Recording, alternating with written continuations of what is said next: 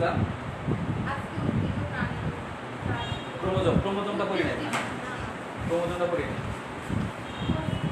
Chromosome পড়ি নাই, chromosome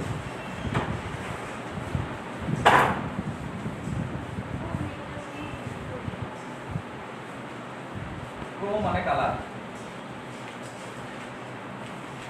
Chrome শব্দের অর্থ কালার, জোম মানে হচ্ছে দেহ, মানে রং ধারণকারী দেহ, রং ধারণকারী দেহকে বলা হয় ক্রোমোজোম। হ্যাঁ হ্যাঁ,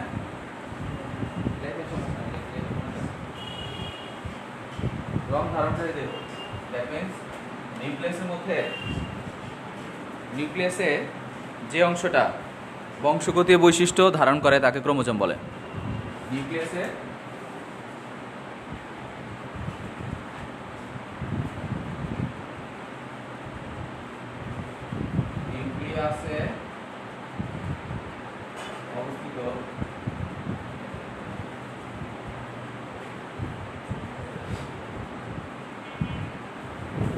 অবস্থিত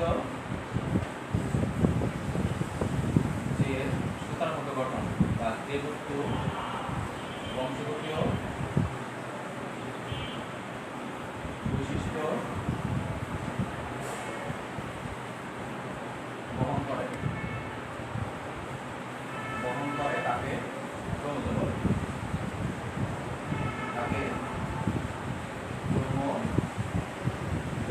বলে। এটা আবিষ্কার করছে কে? স্টার্স বুর্গার সর্বপ্রথম এটা নামকরণ করছে। স্টার্স বার্জার বা বুর্গার, স্টার্স বার্জার বা বুর্গার।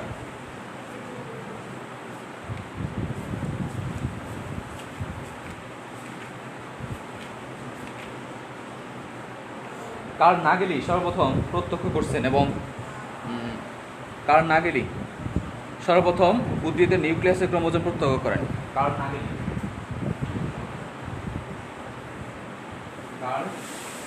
নাগেলি সর্বপ্রথম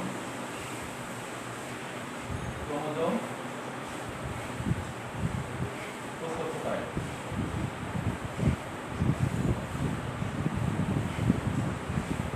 বিজ্ঞানী কার্ল নাগেলি সর্বপ্রথম ক্রোমোজোম দেখতে পেয়েছেন এবং এর অর্থ কি তাহলে? রং ধারণকারী, তাই না? দ্যাট মিন্স আমরা যখন ক্রোমোজোমকে প্রথম আবিষ্কার করছে তো কিছু রং দেওয়ার পর দেখছি যে এই রংগুলো সে ধরতে পারে, মাইক্রোস্কোপে দেখতে পাচ্ছে এই রংগুলো ধরতে পারে। দ্যাট মিন্স রং ধারণ করার ওদের ক্ষমতা আছে এই ক্রোমোজোম। তাহলে এদের প্রত্যেকটা কোষের মাঝখানে কতগুলো থাকে? প্রতি কোষে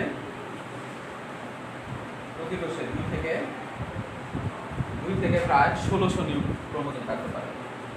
2 থেকে 1600 পর্যন্ত ক্রোমোজোম থাকতে পারে।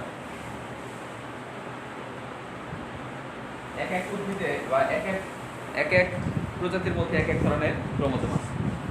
আর মানুষের কতগুলো থাকে? মানুষের প্রতি কোষে থাকে 46টি ক্রোমোজোম থাকে। মানুষের থাকে 46টা। আর ওদের ক্ষেত্রে কতগুলো থাকে? মানে যারা আরো কিছু প্রাণী আছে যাদের আরো বেশি থাকতে পারে, কবুতরের বেশি থাকে, আর এক এক প্রাণীর এক এক ধরনের ক্রোমোজোম থাকে। আর এটার মধ্যে মানুষের যে 46টা ক্রোমোজোম আছে 22 জোড়ায় থাকে, তাই না? দ্যাট মিন্স 2 সেট ক্রোমোজোম থাকলে,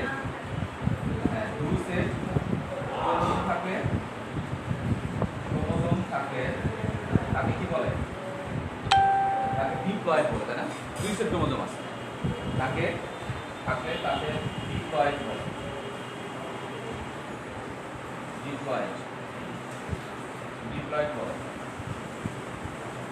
আর এক সেট ক্রোমোজোম থাকলে তাকে বলা হয় হ্যাপ্লয়েড।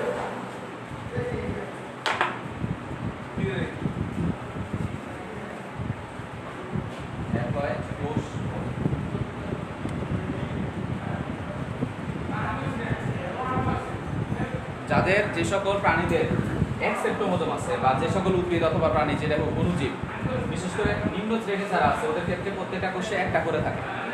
নিম্ন শ্রেণী যারা আছে ওদের একটা করে ক্রোমোজোম থাকে, আর যারা উচ্চ শ্রেণী যারা আছে ওদের ক্ষেত্রে 2 সেট ক্রোমোজোম থাকে। দ্যাট মিনস যতগুলো ক্রোমোজোম আছে এটা ডাবল থাকতে পারে। হ্যাঁ, যতগুলো ক্রোমোজোম আছে ওটা ডাবল থাকে।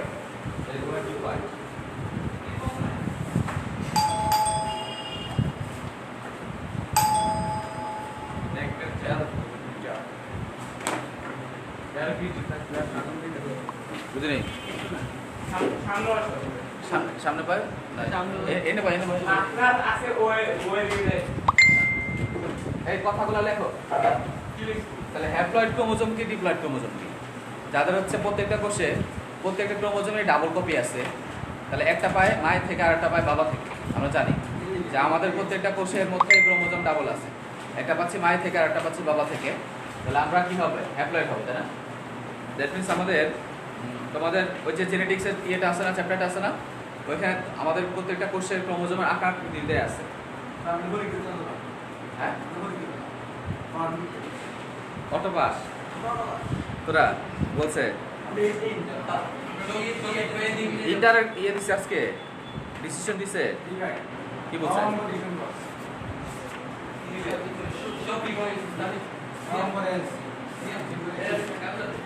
এই দেখো তোমাদের বইয়ে এখানে একটা ছবি দেয়া আছে।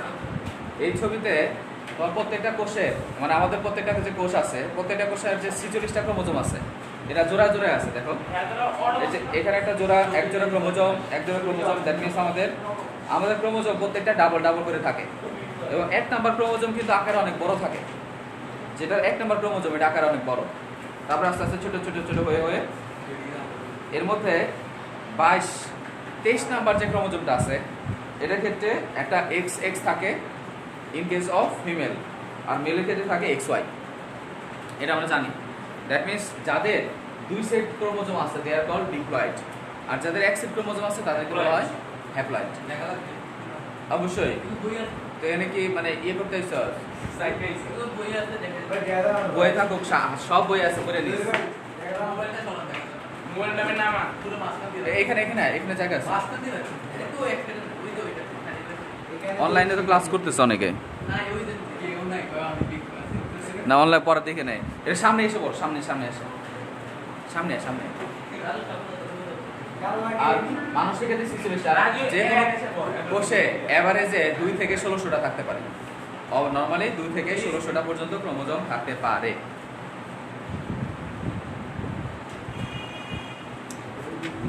আচ্ছা, তাহলে ক্রোমোজোমের ভৌত গঠন আমরা যদি এখন ভৌত গঠন যদি দেখি তাহলে ভৌত গঠন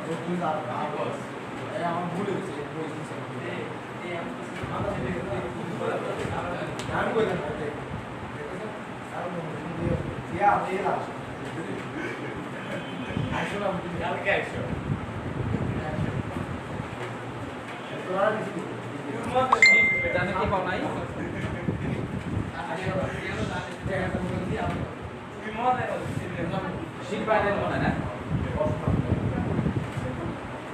আচ্ছা, ভৌত গঠন যদি আমরা দেখি তাহলে একটা ক্রোমোজোমের ছবি আঁকতে হবে। একটা ক্রোমোজোমের ছবি আঁকতে হবে। আচ্ছা লেখো, দ্রুত লেখো। এতক্ষণ গল্প করতেছ। আচ্ছা লেখ, আমার ছবি আঁকতে হবে এখানে।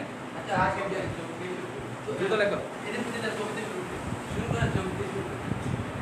ছবি একটু বড় করে রাখতে হবে। দেখ, ক্রোমোজোমের মধ্যে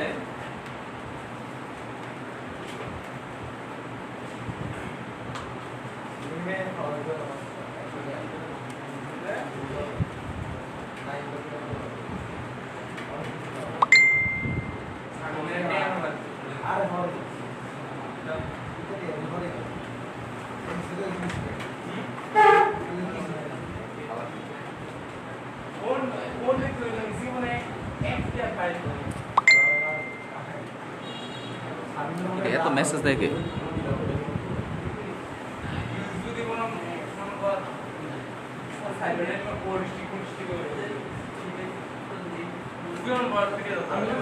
আমি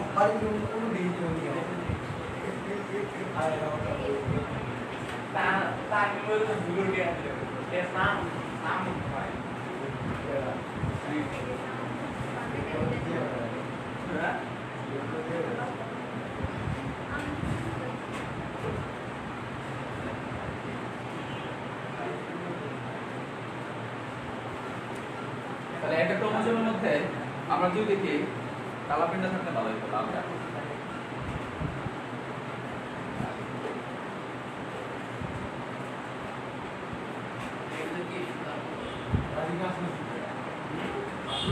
ক্রোমোজোম কিন্তু আসলে এরকম থাকে না। নরমালি যখন এদের কোষ বিভাজনের যখন সময় আসে তখন ক্রোমাটিন ফাইবার যেগুলো আছে, সুতার মতো যে গঠন আছে, এগুলো একসাথে হয়ে ঘন হয়, ঘন হয়ে হয়ে এরকম স্ট্রাকচার তৈরি করে।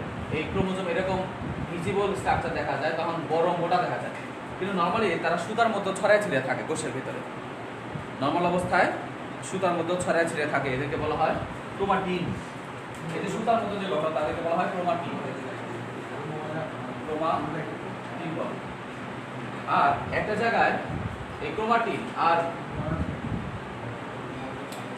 বলে, আর এদের মাঝখানে একটা জায়গা আছে যে জায়গার মধ্যে আর কালারফুল থাকে না, এটাকে বলে সেন্ট্রোমিয়ার।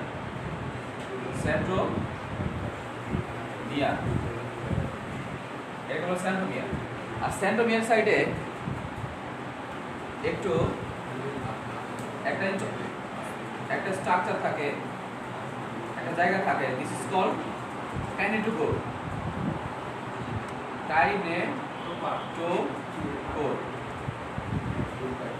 আর এদের মাঝখানে এই জায়গার মধ্যে সেন্ট্রোমিয়ার কাছাকাছি জায়গার মধ্যে সংকোচন থাকে, এটাকে বলা হয় মুখ্য গুঞ্চন। এটাকে বলা হয় মুখ্য গুঞ্চন।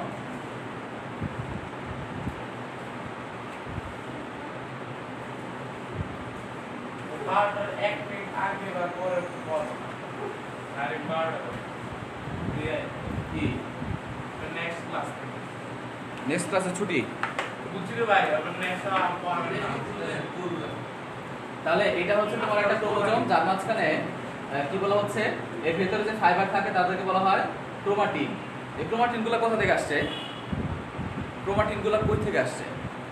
এটা হচ্ছে নিউক্লিয়াসের মধ্যে সুতার মধ্যে যেটা আমরা বলছিলাম, সুতার মধ্যে একটা নিউক্লিয়াস থাকে, সুতার মধ্যে যে গঠন থাকে, এটাকে ক্রোমাটিন বলে।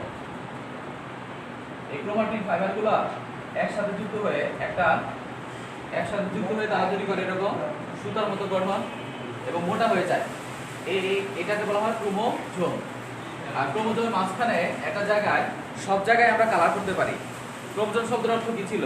রং ধারণকারী। দ্যাট মিনস এদেরকে বিভিন্ন রং দিলে তারা কালারফুল হয়। তো যেহেতু কালারফুল হয়, কিন্তু একটা জায়গা, মাঝখানে একটা জায়গা আছে, এমন জায়গা আছে যে জায়গার মধ্যে কালারফুল হয় না। এই অরঞ্জিত জায়গাকে বলা হয় সেন্ট্রোমিয়ার। আর সেন্ট্রোমিয়ারের পাশে কিছু অংশ আছে যেটাকে বলা হয় কাইনেটোকোর।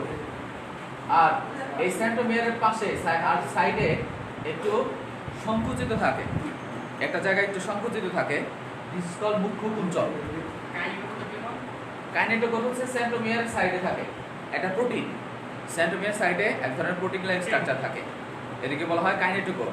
যেটা আমরা পড়ছিলাম যে ট্রাকশন ফাইবারের সাথে যুক্ত থাকে, মানে কোষ বিভাজনের সময় মাকুদণ্ড যে তৈরি হয়, এরকম মাকুদণ্ড তৈরি হয়, মনে আছে? কোষ বিভাজনের সময় মাকুদণ্ড তৈরি হয়, আর এর সাথে সেন্ট্রোমিয়ার লাগানো থাকে না? সেন্ট্রোমিয়ারের সাথে লাগানো থাকে না মাকুদণ্ড? ওই সেন্ট্রোমিয়ারের সাইডে যে তোমার কাইনেটোকোর আছে, ওই কাইনেটোকোরের সাথে লাগানো থাকে। মানে সেন্ট্রোমিয়ারের পাশে যে কাইনেটোকোর আছে, এই কাইনেটোকোর দিয়ে এই ফাইবারের সাথে লাগানো থাকে, এই ট্রাকশন ফাইবারের সাথে যুক্ত থাকে। আর এর মাঝখানে একটা জায়গা আছে, এটাকে বলা হয় মুখ্য গুঞ্চন। সেন্ট্রোমিয়ারের কাছে যে সংকুচিত অংশ থাকে তাকে বলা হয় মুখ্য গুঞ্চন। আর সেন্ট্রোমিয়ার বাদে অন্য যে কোনো স্থানে যদি সংকোচন থাকে তাকে বলা হয় গৌণ গুঞ্চন। তাহলে এটা হবে গৌণ গুঞ্চন, নিচেরটা এটাকে বলা হয় গৌণ গুঞ্চন।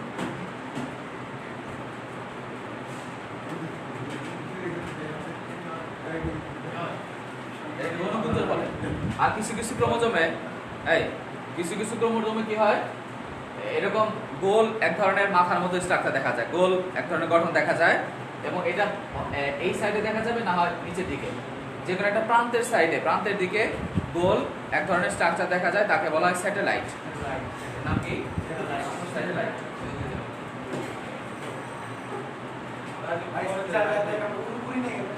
হ্যাঁ, এই এগুলা লেখো, ডেসক্রিপশনগুলো আমরা পরে বলবো।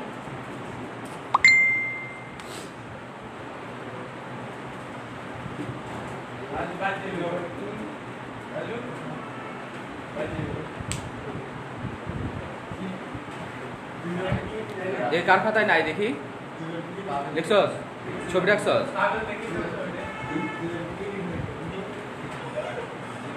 তাহলে ক্রোমাটিন বর্ণনা লেখো, আমরা বর্ণনা লিখবো। ক্রোমাটিন লেখো। ক্রোমোজোমের মূল উপাদান হলো ক্রোমাটিন। এক নাম্বার লেখো ক্রোমাটিন লেখো। ক্রোমোজোমের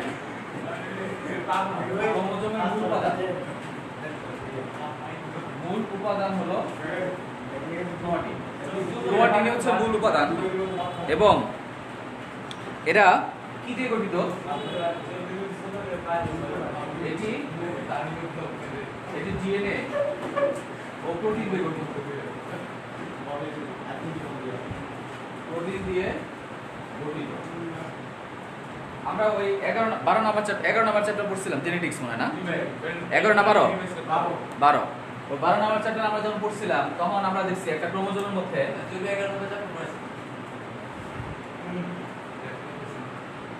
এর মধ্যে যে আছে, কি বলে, এর মধ্যে সুতার মতো গঠন আছে। এটাকে যদি ভালো করে লক্ষ্য করি, তাহলে কি দেখবো? এর মধ্যে দেখবো যে এরকম কিছু কিছু প্রোটিন আছে, আর এই প্রোটিনগুলোকে ডিএনএ এরকম পেঁচায়, ডিএনএ থেকে পেঁচাবে, double helix, DNA double helix যেগুলো আছে এগুলো পেঁচে তৈরি করে একটা ক্রোমাটিন। দ্যাট মিন্স আমরা বলতে পারি যে একটা ক্রোমাটিন হচ্ছে ডিএনএ এবং প্রোটিন দিয়ে গঠিত। এই অংশটা হচ্ছে ডিএনএ, আর এটা হচ্ছে প্রোটিন, কালো যেটা এটা হচ্ছে প্রোটিন। তাহলে আমাদের ক্রোমাটিন মূলত কি দিয়ে গঠিত? ডিএনএ এবং প্রোটিন। এবং প্রোটিনগুলো কি প্রোটিন থাকে? দেখি হিস্টোন প্রোটিন। প্রোটিনগুলো নরমালি হিস্টোন প্রোটিন।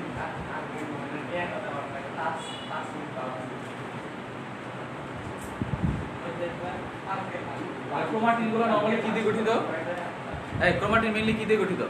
খাতায় না থাকলে বের করে দেবো, জাস্ট বের করবো, একদম বের করে দেবো। হিস্টোন প্রোটিন, ওই প্রোটিনের নাম হচ্ছে হিস্টোন প্রোটিন।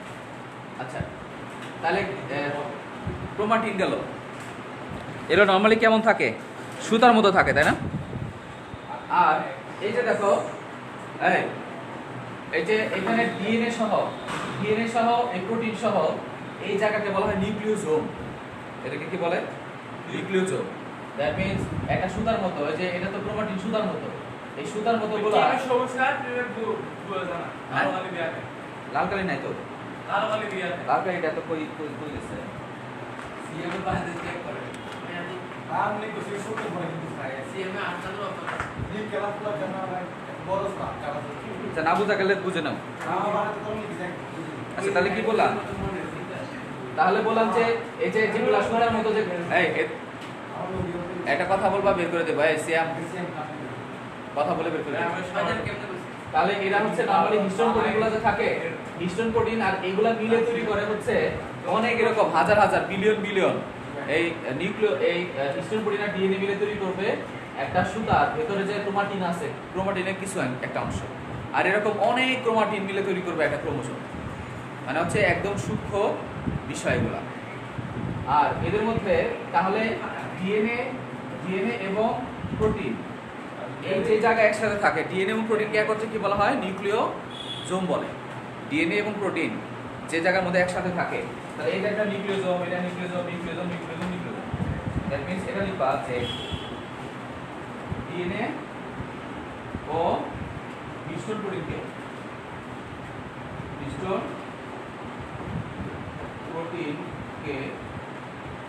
একত্রে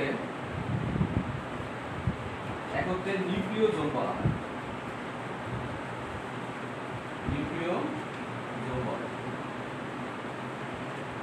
কিছু টপিক তোমাদের একটু ইলাবোরেট করাবো কারণ এগুলো ইম্পর্টেন্ট। যেমন মাইটোকন্ড্রিয়া, প্লাস্টিড ইম্পর্টেন্ট কারণ আসলে এগুলো আসে।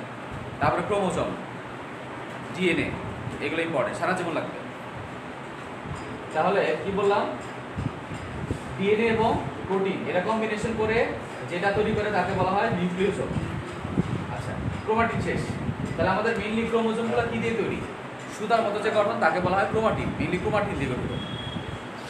তারপর লেখো যে সেন্ট্রোমিয়ার। তারপর লেখো সেন্ট্রোমিয়ার।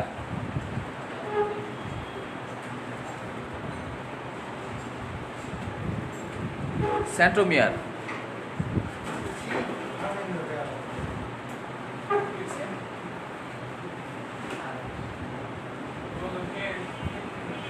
দেখো ক্রোমোজোমে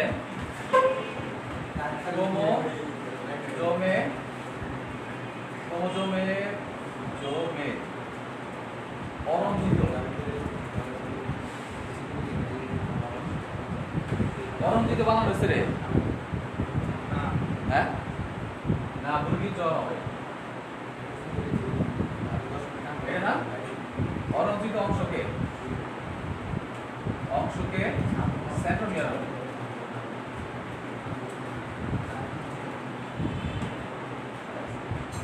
মানে এই যে মাঝখানে যেটা আছে, এই মাঝখানটাতে ওর ক্রোমাটিন গুলা নাই, অ্যাবসেন্স থাকে, এই জন্য এখানে সে রং ধরতে পারে না। এই অরঞ্জিতের যে অংশ আছে তাকে বলা হয় সেন্ট্রোমিয়ার। তারপরে কি আছে, ক্রোমোজোমের অরঞ্জিত অঞ্চল অরঞ্জিত, ঠিক আছে। অরঞ্জিত অঞ্চল মানে তুমি ক্রোমোজোমটাকে তুমি কালার করতে পারবা, রং দিতে পারবা, রং ধরবে, কিন্তু এই জায়গাটা সাদা দেখাবে। সব জায়গাটাই মনে করছে আমি লাল রং দিলাম তাহলে লাল হয়ে যাবে, বাট এই জায়গাটা সাদা দেখাবে। যে জায়গাটা রং ধরে না, বিশেষ করে কোনো রং ধরবে না এখানে। এখানে মূলত ক্রোমাটিন গুলো অ্যাবসেন্স থাকে। এখানে ক্রোমাটিনের যে স্ট্রাকচারগুলো, ডিএনএ টিএনএ যেগুলো, এগুলো অ্যাবসেন্স। এর জন্য এটাকে বলা হয় দিস ইজ কল সেন্ট্রোমিয়ার বলে। আর সেন্ট্রোমিয়ারের পাশে থাকে বলা হয়, সেন্ট্রোমিয়ারের পাশে কিছু প্রোটিন লাইক স্ট্রাকচার থাকে, তাকে বলা হয় কাইনেটোকোর। আচ্ছা, কাইনেটোকোরের কথা, কাইনেটোকোর হচ্ছে প্রতিটি সেন্ট্রোমিয়ারে একটি ছোট গাঠনিক অবকাঠামো থাকে, তাকে কাইনেটোকোর বলে। তারপরে কাইনেটোকোর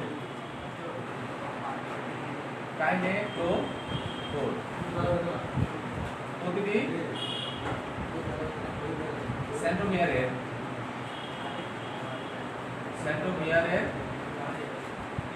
পাশে একটি অবকাঠামো থাকে, যার সাহায্যে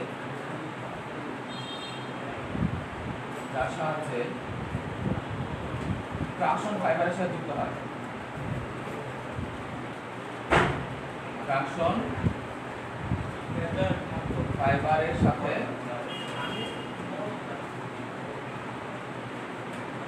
যুক্ত হয়, তাকে কাইনেটোকোর বলে। তাকে কাইনেটোকোর বলে। দ্যাট মিন্স সেন্ট্রোমিয়ারের পাশে, এই সেন্ট্রোমিয়ারের পাশে একটা অবকাঠামো, এক ধরনের স্ট্রাকচার আছে, যে স্ট্রাকচার দিয়ে একটা কথা বল বের করে দেবে, জাস্ট বের করে দেবে। আমি এটা সবাইকে জিজ্ঞেস করবো লেখা শেষে, সব মুছে দেবো, তারপর জিজ্ঞেস করবো, না বলে পেটানো হবে। ঈদ বোনাস দেওয়া হবে। তাহলে প্রতিটি সেন্ট্রোমিয়ারের পাশে একটি অবকাঠামো থাকে, যার সাহায্যে ট্রাকশন ফাইবারের সাথে যুক্ত হয়, তাকে কাইনেটোকোর বলে। দ্যাট মিন্স যে আমরা কোষ বিভাজন যখন পড়ছি তখন একটা মাকুতন্তু তৈরি হয়েছিল, মনে আছে? মাকুতন্তুগুলা বা স্পিন্ডতন্তুগুলার সাথে এই ক্রোমোজোমগুলো যুক্ত থাকে। তাহলে কোন অংশ দিয়ে যুক্ত থাকে? কাইনেটোকোরের মোটর প্রোটিনের সাথে যুক্ত থাকে। আচ্ছা, তারপর লিখবা, তারপর হচ্ছে মুখ্য কুঞ্চন।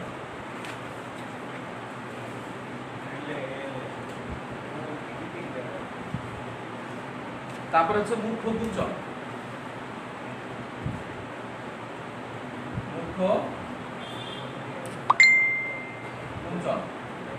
সেন্ট্রোমিয়ারের পাশে সংকুচিত,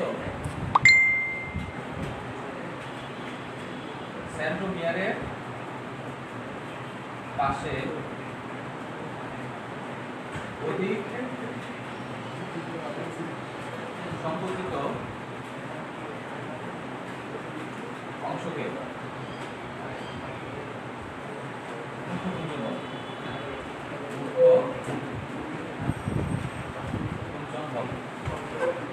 সেন্ট্রোমিয়ারের পাশে একটু ইয়ে থাকে, সেন্ট্রোমিয়ারের পাশে একটা জায়গা আছে, এই জায়গাগুলোর মধ্যে তোমার এই ক্রোমোজোমটা একটু সংকুচিত বেশি থাকে। দিস ইজ কল মুখ্য কুঞ্চন। এটাকে মুখ্য কুঞ্চন বলে। এটা কি দেখবেন যার সাথে ট্রাকশন ফাইবার যুক্ত থাকে, হ্যাঁ, যার সাথে ট্রাকশন ফাইবার যুক্ত থাকে তাকে বলে কাইনেটোকোর। যার সাথে ট্রাকশন ফাইবার যুক্ত থাকে তাকে কাইনেটোকোর বলে। এই যে মুখ্যকুঞ্চনের কোনো কাজ আছে? হ্যাঁ, মুখ্যকুঞ্চনের মুখ্য কুঞ্চনের কোনো কাজ নাই, আছে আর কি, তো মানে স্ট্রাকচার আছে, বাট এর কোনো ইম্পর্টেন্স নেই।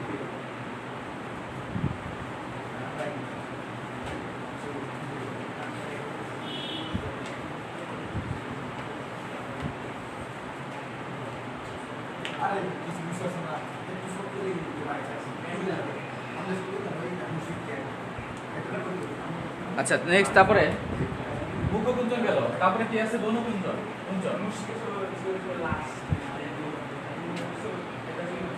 বনু কুঞ্চন কোনটা? বনু কুঞ্চন মুখ্য কুঞ্চন ছাড়া, হ্যাঁ, সেন্ট্রোমিয়ারের বাইরে মুখ্য কুঞ্চন ছাড়া অন্য কোথাও সংকুচিত থাকলে তাকে বনু কুঞ্চন বলে। মুখ্য কুঞ্চন ব্যতীত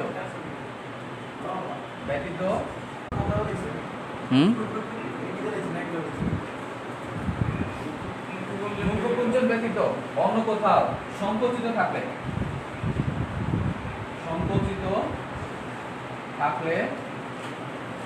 তাকে বনকুঞ্চন বলে।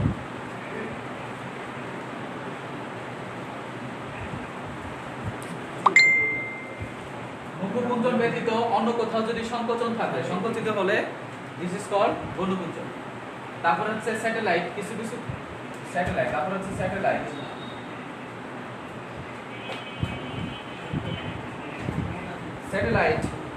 স্যাটেলাইট হচ্ছে কিছু ক্রোমোজোমের ক্ষেত্রে প্রান্তের দিকে বৃত্তাকার অংশ থাকে, তাকে স্যাটেলাইট বলা হয়।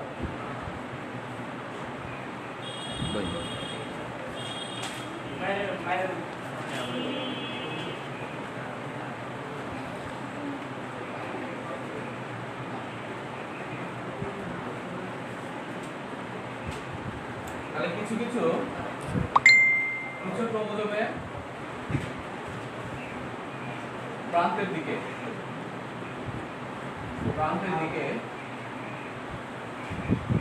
গোলাকার গঠন থাকে,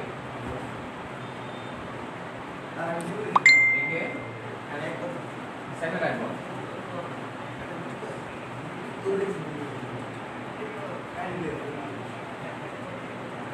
কিছু ক্রোমোজোমের ক্ষেত্রে প্রান্তের দিকে একদম এটা প্রান্ত, দ্যাট মিন্স এই প্রান্ত অথবা এই প্রান্ত, যে কোনো একটা প্রান্তের দিকে গোলাকার এক ধরনের স্ট্রাকচার থাকে, একে স্যাটেলাইট বলা হয়।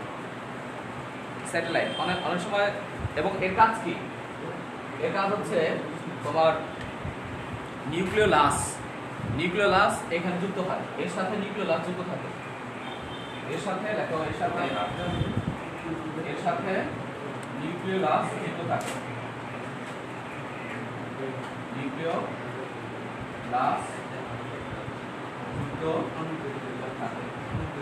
স্যাটেলাইটের কাজ কি? এর সাথে নিউক্লিওলাস যুক্ত থাকে।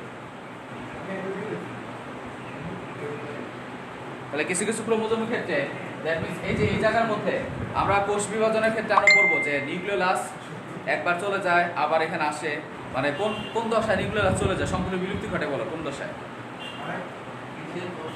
নিউক্লিওলাস সম্পূর্ণ বিলুপ্তি ঘটে? কোন দশায়? মেটাফেজে ক্রোমোজোম বা নিউক্লিওলাস এবং নিউক্লিয়ার আবরণ, নিউক্লিয়ার পর্দা সম্পূর্ণ বিলুপ্তি ঘটে মেটাফেজে। তো তখন এটা উধাও হয়ে যায়, এখান থেকে উধাও হয়ে যায়। কিন্তু যখন আবার টেলোফেজ যাওয়ার পর্যায় শুরু যখন হয়, তখন পানি চলে আসে, আবার নিউক্লিয়ার আবরণ চলে আসে, প্লাস নিউক্লিওলাস আসবে। এসে কোথায় আসবে? এই যে এখানে আসবে, এখানে আসবে। ঠিক আছে, এই স্যাটেলাইটের সাথে এটা যুক্ত থাকে। তাহলে এটা হচ্ছে তোমার, তাহলে ক্রোমোজোমকে বিভিন্নভাবে ভাগ করছি আমরা। সেন্ট্রোমিয়ার, মনোসেন্ট্রিক, এটা আবার অনেক আমরা VLJI পড়ছিলাম কোষ বিভাজনের সময়।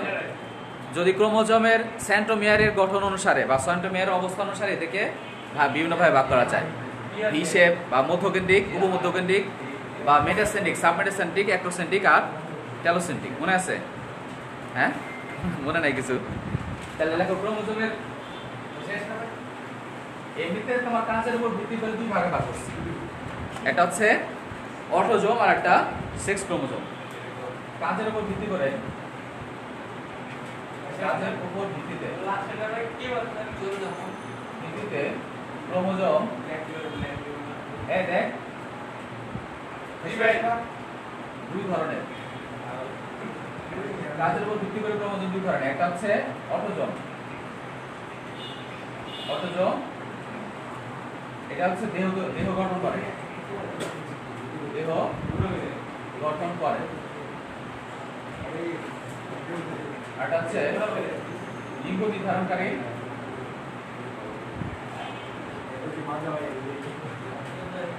ক্রোমোজোম।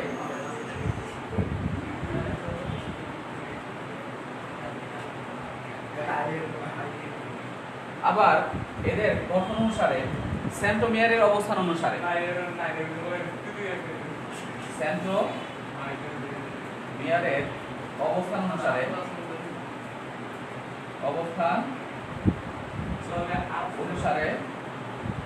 এরা কয়েক ধরনের হতে পারে? 5 ধরনের। এরা 4 ধরনের হতে পারে। হ্যাঁ, 4 ধরনের। একটা হচ্ছে মেটাসেন্ট্রিক, মেটাসেন্ট্রিক, সাবমেটাসেন্ট্রিক, সাবমেটাসেন্ট্রিক,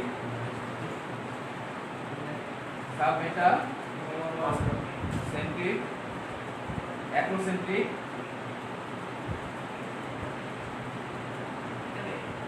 আর টেলোসেন্ট্রিক।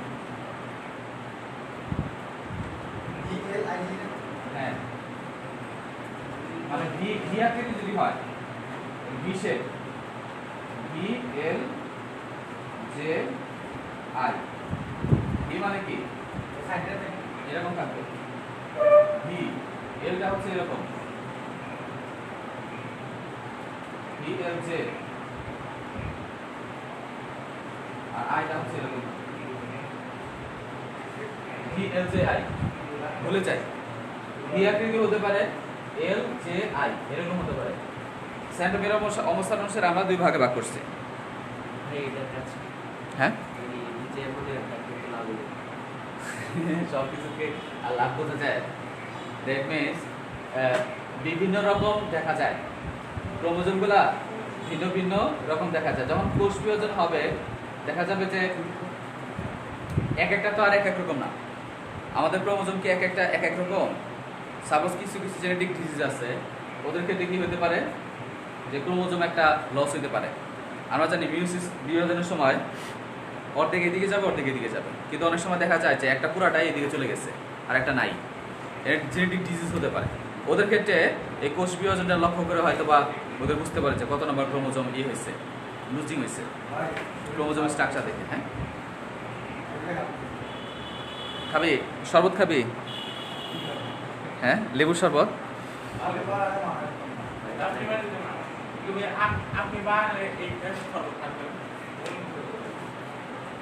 আচ্ছা, নেক্সট আমাদের টপিক কি আছে?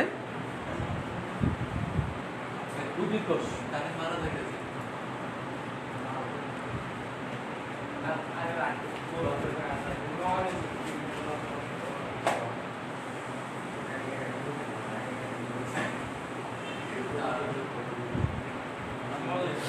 এখন আমরা পড়বো উদ্ভিদ কোষ। উদ্ভিদ টিস্যু, উদ্ভিদ টিস্যু বা কোষ। হ্যাঁ, এগুলো আরো অনেক ইলাবোরেট করা আছে, তোমরা উপরে ক্লাসে আরো করবা।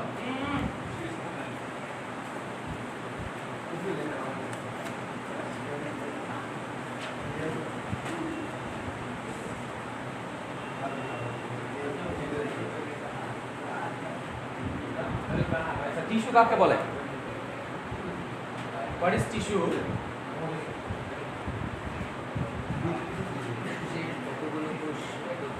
একই উৎস থেকে উৎপন্ন, একই উৎস থেকে উৎপন্ন, একই আকার আকৃতির একগুচ্ছ কোষ একই রকম কাজ করলে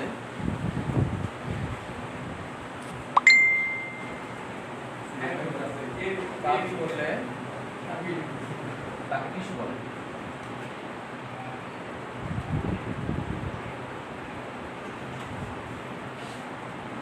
মানে টিস্যু বলতে কি বোঝায়? তাদের অরিজিন হবে একই জায়গা থেকে, তাদের স্ট্রাকচার সেম হবে এবং তাদের ফাংশন সেম হবে।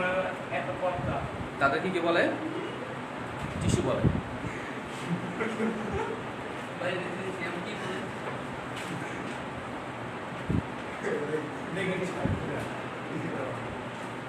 ওর ই হয়েছে, হলুদ কাট দিয়ে দিন, সমস্যা নাই।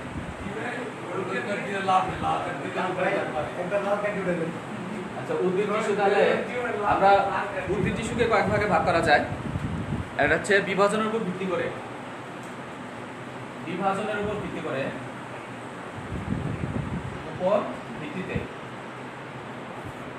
ভিত্তিতে উদ্ভিদ টিস্যু দুই ধরনের।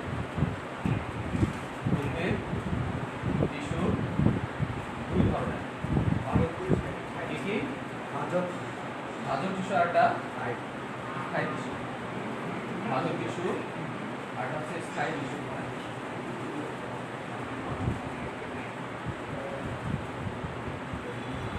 ভাজক টিস্যু তো বুঝোই, এর পার্থক্য যদি আমরা লিখি দুই একটা, তাহলে কি হবে? ভাজক টিস্যু এবং স্থায়ী টিস্যু পার্থক্য লেখো। আচ্ছা, ভাজক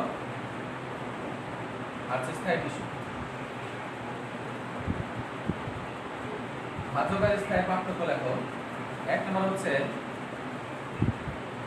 হচ্ছে তারা এরা বিভাজনে অক্ষম। বিভাজনে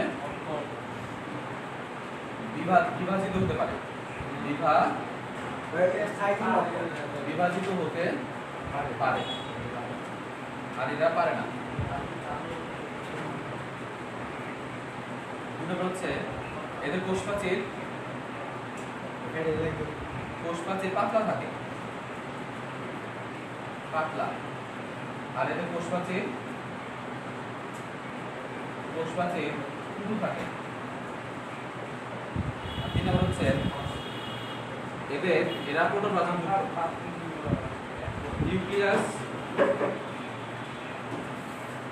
নিউক্লিয়াস বড় ও সাইটোপ্লাজম ঘন থাকে। সাইটোপ্লাজম ঘন, আর এদের নিউক্লিয়াস সাইটোপ্লাজম অনুপস্থিত থাকে। স্থায়ী টিস্যুতে কথা বলে বের করে দেব। নিউক্লিয়াস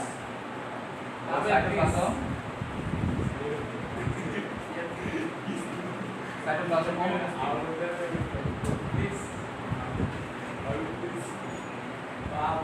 ওদের মেইনলি হচ্ছে নিউক্লিয়াস সাইটোপ্লাজম অনেক সময় থাকে না স্থায়ী টিস্যুতে।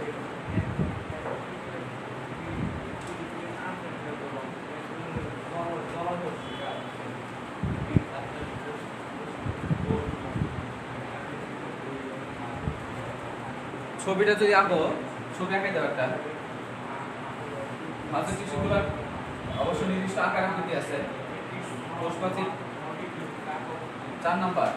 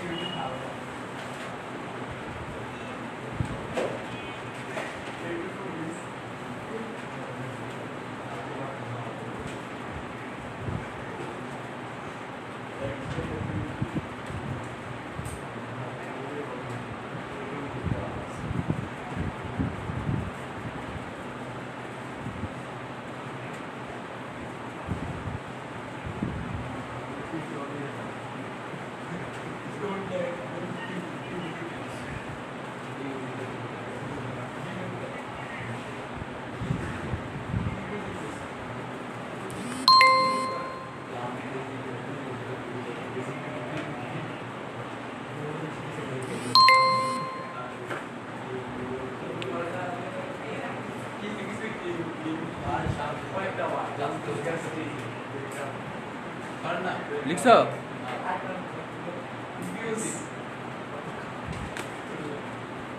দেখি একটু রেট দেই।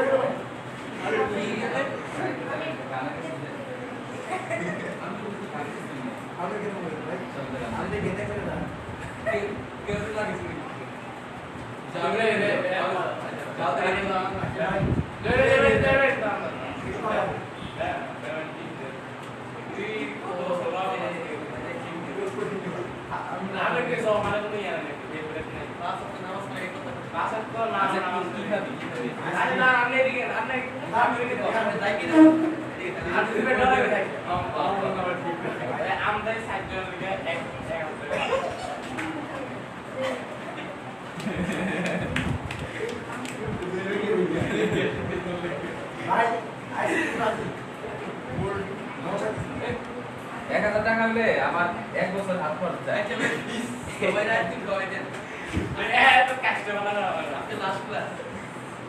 আচ্ছা আমরা দেখি তোমার এটা ব্যাপারটা খতিয়ে দেখা হবে। আচ্ছা তাহলে কি বলছিলাম, তাহলে উদ্ভিদের টিস্যু দুই ভাগে ভাগ, বাহ্য টিস্যু এবং স্থায়ী টিস্যু। স্থায়ী টিস্যুকে আবার সরল টিস্যু এবং জটিল টিস্যু। স্থায়ী টিস্যুকে আবার কয়েক ভাগে ভাগ করা যায়।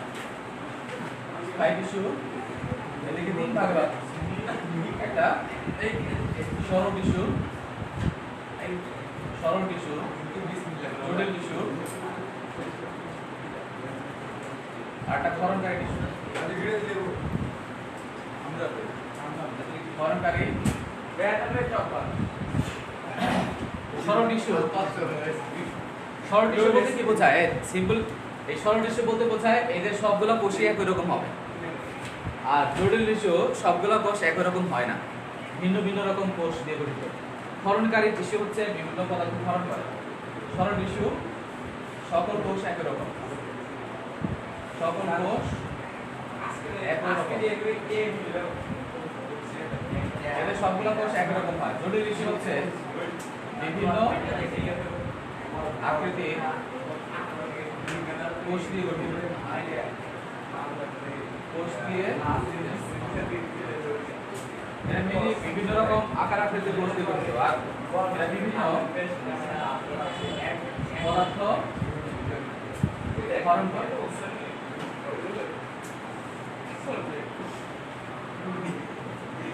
যেমন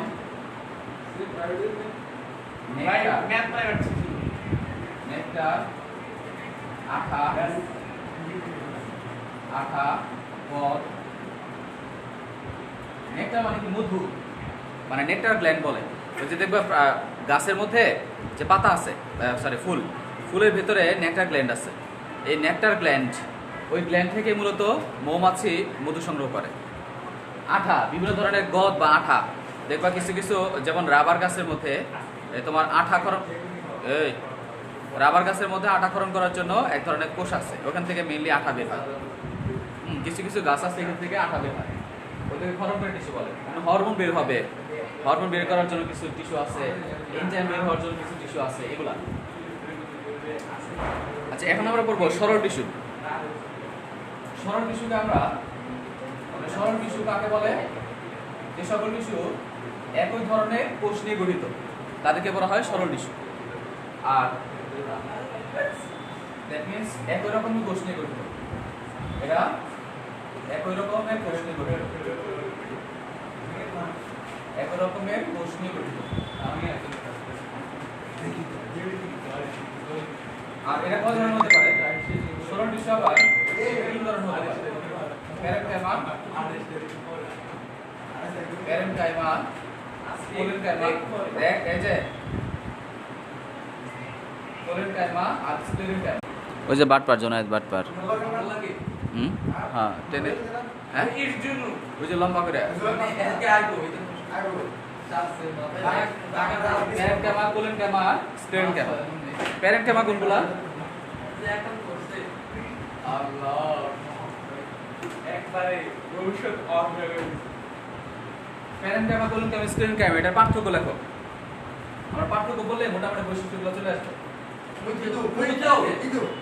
না এটা আবার আসবে সমস্যা নেই। এটা লিখতেছি আবার লিখতেছি। পার্থক্য লিখবা। প্রথমে লেখো বৈশিষ্ট্য। বৈশিষ্ট্য পরে লেখো প্যারেনকাইমা। এই যে এখন লেখ প্যারেনকাইমা। তারপর হচ্ছে কোলেনকাইমা।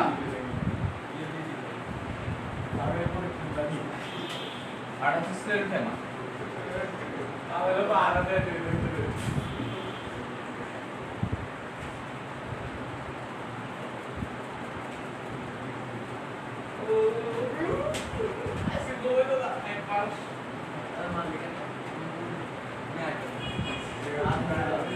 এক নম্বরে লেখো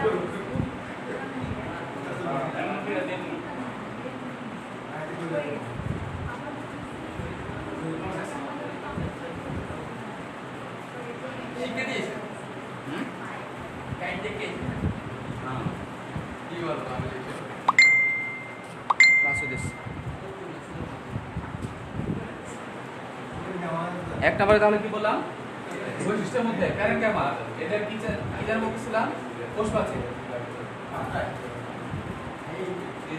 কোষপ্রাচীরটা কেমন থাকে প্যারেনকাইমার কোষপ্রাচীরটা এটা নরমালি এটা পাতলা থাকে পাতলা এটা পাতলা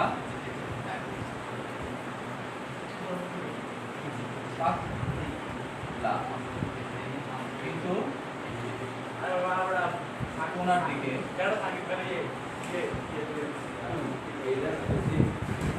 আর এরা হচ্ছে পুরু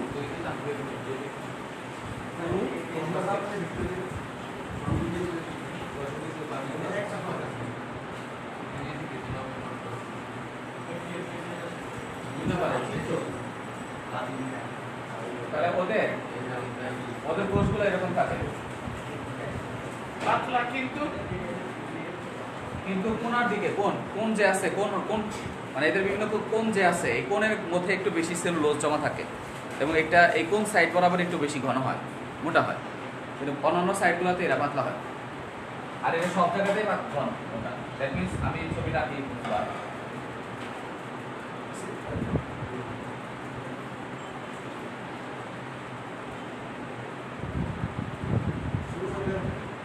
এদের যে কোণ আছে এদের যে কোণ এই কোণগুলোতে কোষপ্রাচীরটা মানে এটা মোটা থাকে এই সকল জায়গাতে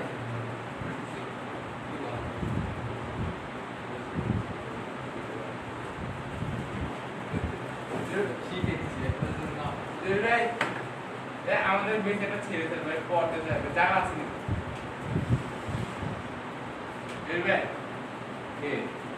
শুভ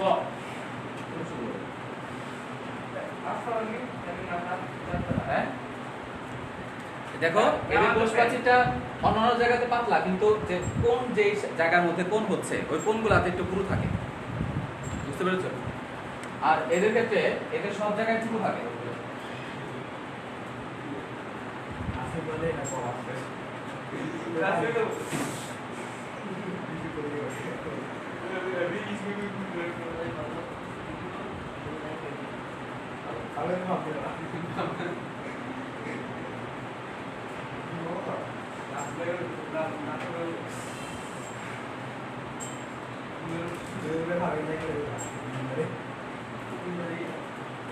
কইলে আর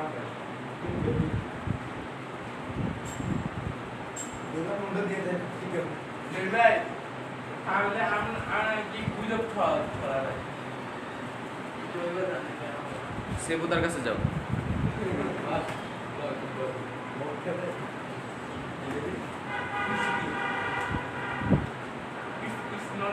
আমি ইংরেজি ছাড়া আন্তঃকোষীয় ইংলিশ ফাঁকা জায়গা।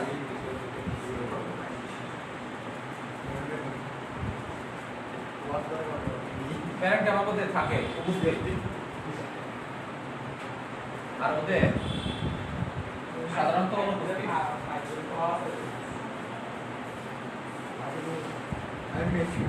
সেটা চিত্র প্রথমে চিত্র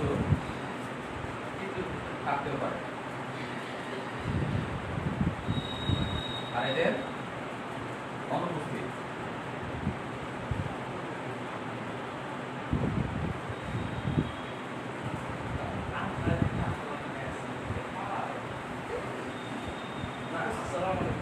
ক্লোরোফিল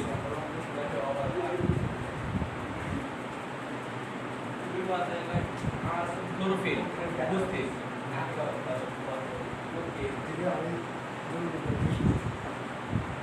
থাকতে পারে।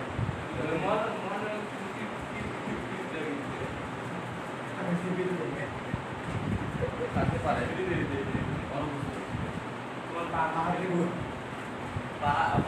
নরমালি প্যারেনকাইমাগুলোতে ক্লোরোফিল নরমালি প্যারেনকাইমাগুলোতে থাকে। যে সকল প্যারেনকাইমাতে ক্লোরোফিল থাকে তাদেরকে বলা হয় ক্লোরিনকাইমা। উপস্থিত বানান ভুল তারা দেখে নিবি, সবকিছু কি করা যায়।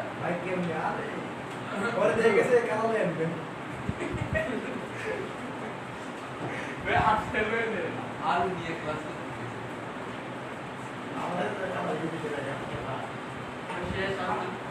দেখছো, আর কোষ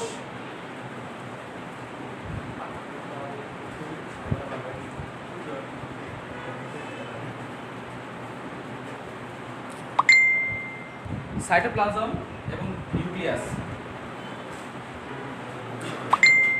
5 নাম্বার নিউক্লিয়াস। নিউক্লিয়াস বড় ও বড় উপস্থিত এবং বড় থাকে, বড় এবং উপস্থিত, উপস্থিত ও বড় থাকে। এদের ছোট থাকে, এদের অনুপস্থিত।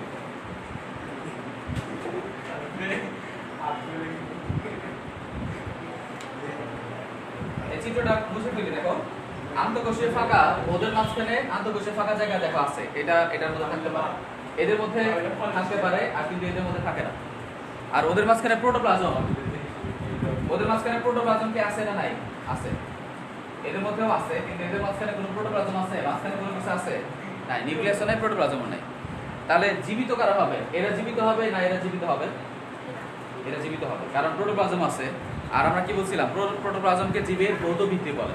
মানে কোন কোষের মধ্যে এই কথা বলে বের করে দেব, যদি প্রোটোপ্লাজম থাকে তাহলে ওই কোষটা জীবিত হবে, আর না থাকলে মৃত হবে। দ্যাট মিন্স এদের মাঝখানে দেখা যাচ্ছে প্রচুর প্রোটোপ্লাজম আছে, মাঝখানে অনেক প্রোটোপ্লাজম এর মাঝখানে আছে, সাইটোপ্লাজম বা প্রোটোপ্লাজম আছে। আর ওদের মাঝখানে আছে মোটামুটি, আর ওদের নিউক্লিয়াসটাও আছে কিন্তু ছোট থাকে, আর ওদের নিউক্লিয়াস থাকে না। আর এদের মাঝখানে কি বলবা,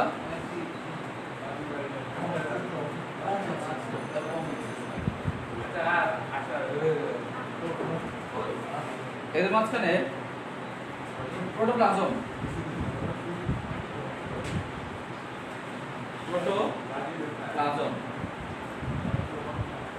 অধিক পরিমাণে থাকে, অধিক পরিমাণে ঘন থাকে।